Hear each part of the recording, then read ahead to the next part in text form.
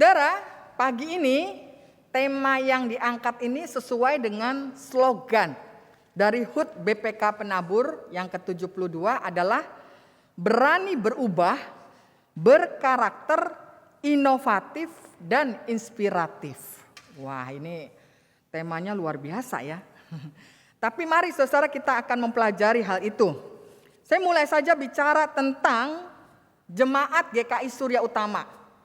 Tentu kalau kita semua hadir di sini Bapak Ibu, tidak semua yang hadir di sini adalah lulusan dari BPK Penabur. Termasuk saya juga bukan lulusan BPK Penabur ya.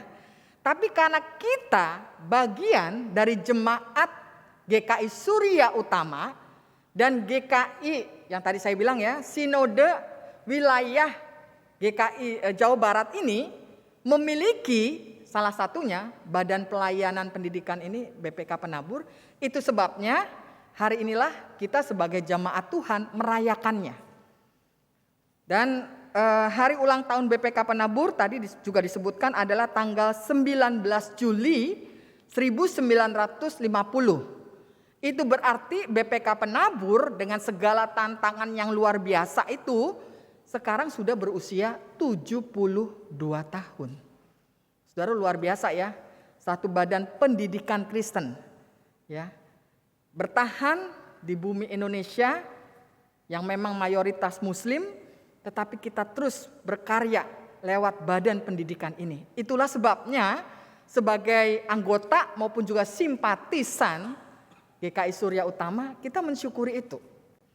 Nah saudara, 72 tahun BPK Penabur selalu disampaikan dalam pesan-pesannya bahwa mereka ingin agar ya insan yang ada dari bagian BPK Penabur, baik lulusan-lulusannya itu memiliki ya karakter-karakter yang kuat dalam nilai-nilai Kristiani ya, maupun juga dalam menghadapi sekarang eranya digital ya. Dalam menghadapi tatanan yang baru ini yang kita tahu nih serba cepat rasanya. Perubahannya itu luar biasa. Jangankan kita ya, pemerintah aja sampai kebingungan. Kemarin baru satu hari baru disampaikan PPKM level 2, tiba-tiba turun lagi ke level 1. Semua pada bingung begitu ya. Betapa cepatnya perubahan-perubahan itu membuat kita sadar bahwa kita tidak bisa tinggal diam. Itu sebabnya slogan berani berubah, berkarakter inovatif dan inspiratif harus menjadi hal yang juga dihayati.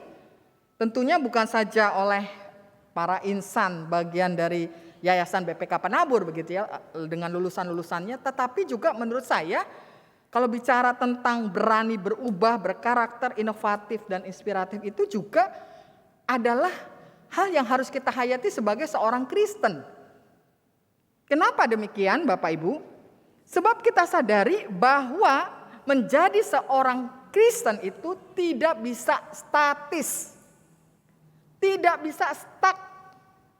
Yang merasa kayaknya segala-segalanya kalau sudah berjalan pokoknya ikut ibadah, lalu kemudian doa atau ditambah lagi puasa barangkali, terus juga kita melayani, udah cukup gitu ya. Saudara, tidak demikian. Menjadi seorang Kristen itu sekali lagi kita tidak boleh statis, tidak boleh stuck dalam kehidupan iman kita. Kita harus terus bertumbuh. Nah, bicara tentang pertumbuhan, saudara, tentu kita tahu ya, kalau orang usia 17 tahun itu dikatakan orang yang dewasa. Tapi kan 17 tahun ini tidak juga menyatakan bahwa orang itu dewasa secara spiritualitas. Walaupun dia sudah mengikut Kristus, misalnya lebih dari 17 tahun, apakah kemudian kita bisa mengatakan bahwa saya adalah seorang Kristen yang dewasa? Atau barangkali sebaliknya, kita nggak ambil peduli. Mau berapa tahun kek saya menjadi seorang pengikut Kristus, ya pokoknya kalau nama saya di KTP Kristen, ya sudah. Itu saja yang dipegang. Nah saudara, tentu saja kita menyadari mengukur kedewasaan fisik itu tentu lebih mudah ya. lebih mudah mengukur kedewasaan fisik dibandingkan kedewasaan spiritualitas. Nah, bagaimana kita bisa melihat bahwa orang tersebut adalah orang yang dewasa secara spiritualitas? Tentu orang akan mengatakan melihat seseorang itu bisa dari berbagai sisi. Baik itu mungkin dari dari karakternya, sifat-sifatnya, lalu juga dari cara berpikirnya, perilaku hidupnya, dan sikap hatinya merespon segala hal. Nah, ini masa pandemi ini juga sebenarnya salah satu ujian ya masyarakat dunia ya. Sampai sejauh mana kehidupan spiritualitas kita itu selama ini dibangun. Apakah dengan usia rentang waktu yang cukup panjang itu sudah bisa membuktikan ada kedewasaan spiritualitas dalam hidup kita. Nah, saudara, sekali lagi bahwa membangun kehidupan dewasa dalam spiritualitas itu bukan ditentukan oleh kedekatan kita dengan Tuhan atau lamanya kita menjadi seorang pengikut Kristus. Tetapi orang-orang yang disebut dewasa dalam spiritualitas itu adalah orang-orang yang menghasilkan buah. Menghasilkan buah atau kita memahaminya sebagai orang-orang yang hidupnya berdampak. Berdampak, punya pengaruh. Baik di mungkin yang skop paling kecil di keluarga, entah kita sebagai seorang bapak, ibu, suami, istri, anak. Apa nih? Dampak umur yang sudah Tuhan kasih pada kita. Adakah itu nampak terlihat dalam hubungan, dalam keluarga? Karakter-karakter apa yang kita wariskan, turunkan pada anak-anak kita? Pengaruh itu, saudara, sebagai seorang Kristen dewasa harus terlihat. Dan juga dampak itu tidak hanya pada keluarga kita ya, harus meluas, mulai ke tetangga kiri, tetangga kanan. Nah, ini kita tahu ya, zamannya pandemi ini kan kita bisa kasih alasan, ya Bu, zamannya digital, virtual. Jadi kesempatan nih, nggak ketemu sana, nggak ketemu sini gitu ya. Saudara, jangan jadikan segala sesuatu itu alasan-alasan yang sebenarnya panggilan kita tetap sama gitu ya. Bahwa kita harus peduli memperhatikan juga lingkungan sekitar. Apalagi kita juga menjadi bagian bergereja. Apa nih dampak kita sebagai seorang Kristen anggota GKI Surya Utama yang sudah sekian tahun menjadi anggota? Dampaknya apa nih saya di tengah-tengah keluarga besar GKI Surya Utama? Ada enggak? Karena kita sadar bahwa kehadiran BPK Penabur itu juga kan 72 tahun, kita syukuri juga dampaknya sangat nyata. Ya, generasi mudanya terus berkreatif, inovatif, dan banyak murid-murid unggulan ya yang mengikuti olimpiade dan lain sebagainya. Dan tentunya juga bukan hanya dalam sisi intelektual, tapi bagaimana mereka melebur dalam kehidupan bermasyarakat yang menjadi berdampak. Nah, karena itu berdampak itu penting. Penting Bapak Ibu berdampak. Karena Rasul Paulus juga menegaskan di dalam hidupnya. Ini biasanya ayat ini dipakainya, ini saya sering mengkhotbahkan juga sih ya. Tapi juga pendeta-pendeta lain saya dengar suka pakai ayat ini. Ayat yang mengatakan di dalam Filipi 1 ayat 21 dan 22. Apa bunyinya? Karena bagiku hidup adalah Kristus dan mati adalah keuntungan. Biasanya yang di garis bawahi cuman hidup adalah Kristus, mati adalah keuntungan. Nah, ayat 22 ini yang sering kali dilupakan. Padahal ayat ini bicara kehidupan ini ya, bukan kematian ya. Tapi yang sering digembar-gemborkan kematiannya gitu ya. Bahwa kematian itu menguntungkan. Ayat ke-22-nya mengatakan, tetapi jika aku harus hidup di dunia ini, itu berarti bagiku bekerja. Bagiku itu bekerja memberi buah. Jadi bekerjanya bukan hanya sibuk sana sibuk sini. Kalau mau sibuk sana sibuk sini banyak gitu ya. Orang yang kayak wah Sibuk sana, sibuk sini. Gereja juga gitu kayaknya, sibuk sana, sibuk sini. Hasilnya nggak ada. Rasul Paulus mengatakan ketika dia hidup, dia bekerja, tapi bekerja yang berdampak, menghasilkan buah. Nah, saudara, kita tahu bahwa manusia bukanlah benda mati yang tidak bisa berubah. Ia juga bukan makhluk yang statis yang hanya bisa diam di tempat.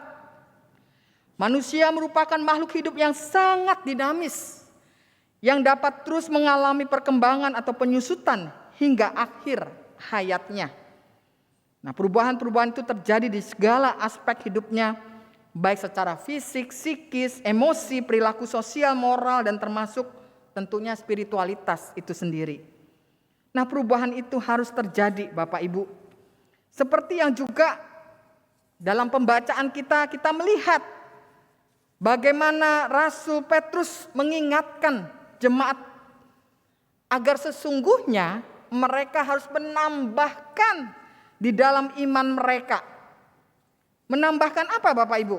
Nah, kalau kita membaca bagian ini, kita bisa melihat penambahan yang harus dilakukan. Ya, yang pertama itu adalah kebajikan. Kebajikan itu apa? Jadi tidak hanya cukup bertumbuh dalam iman, membangun persekutuan kita dengan Tuhan, dengan sesama umat Kristen gitu ya. Tapi juga harus menambahkan. Kata menambahkan ini berarti mau menunjukkan bahwa umat Kristen itu harus bertumbuh. Bertumbuh apa? Bertumbuh di dalam pertama itu kebajikan. Kebajikan itu adalah perbuatan baik. Tapi tidak hanya cukup perbuatan baik. Misalnya menolong begitu ya. Kebajikan itu adalah justru menunjukkan integritas kita.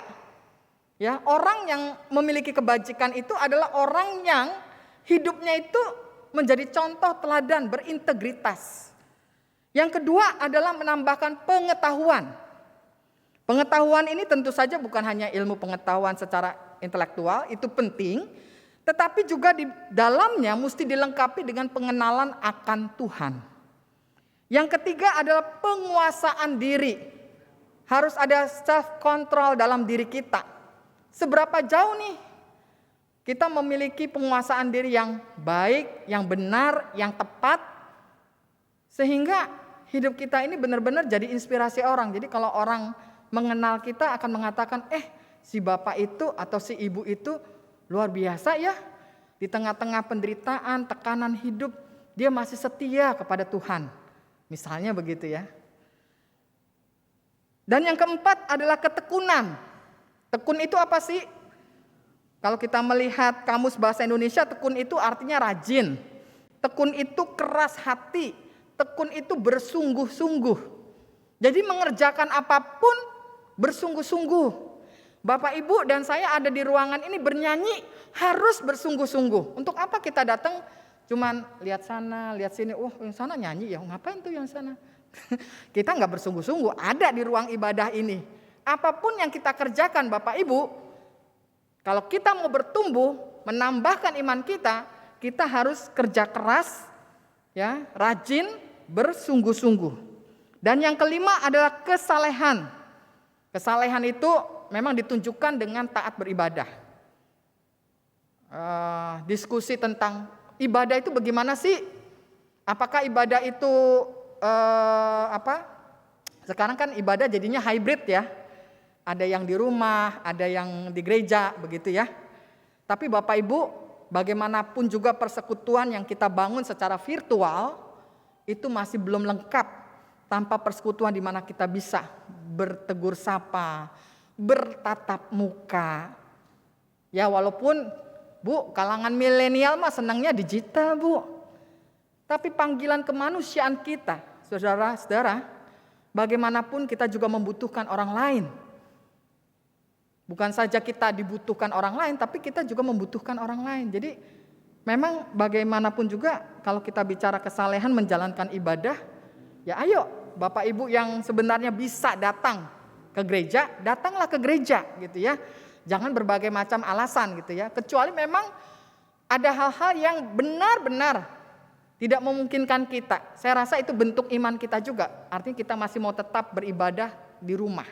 Tapi kalau yang bisa datang ke gereja, mari datanglah ke gereja. Lalu yang kemudian kasih kepada saudara-saudara. Ya, menambahkan kasih kepada saudara-saudara. Saudara-saudara ini sebenarnya kalau kita bicara saudara ya bukan hanya saudara dalam arti ikatan darah ya. Tapi juga saudara seiman gitu ya.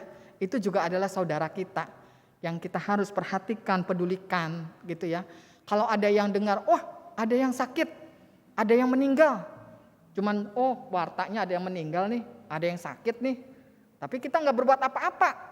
Paling tidak kita bisa tanya, nomor teleponnya berapa ya? Siapa yang meninggal ya? Di mana ya? Saya bisa datang nggak ya ke sana? Nah itu kan bentuk dari kasih kepada saudara-saudara gitu ya. Lalu tidak hanya kasih pada saudara, tapi juga kasih akan semua orang. Ya, semua orang tanpa kita melihat batasan-batasan suku, agama. Karena semua orang, bahkan semua makhluk hidup ini adalah milik Tuhan yang kita juga harus saling menjaga, memelihara, merawatnya dengan baik. Nah saudara, itulah bentuk dari kehidupan iman yang mau bertumbuh. Iman yang tidak stuck, iman yang tidak statis, tapi iman yang selalu dinamis, yang selalu ingin bergerak, mencari kemajuan-kemajuan apa nih, pertumbuhan apa nih yang harus kita lakukan. Sehingga kalau ini bisa kita lakukan saudara-saudara, tentu bukan saja insan-insan di BPK Penabur yang boleh merasakan begitu banyak kemajuan pertumbuhan yang mereka alami dalam upaya menghayati panggilan pendidikan di Indonesia, tetapi juga kita, bagian dari GKI Sinode Wilayah Jawa Barat, khususnya GKI Surya Utama, kita mengambil bagian dalam pertumbuhan iman di dalamnya. Tuhan memberkati kita. Amin.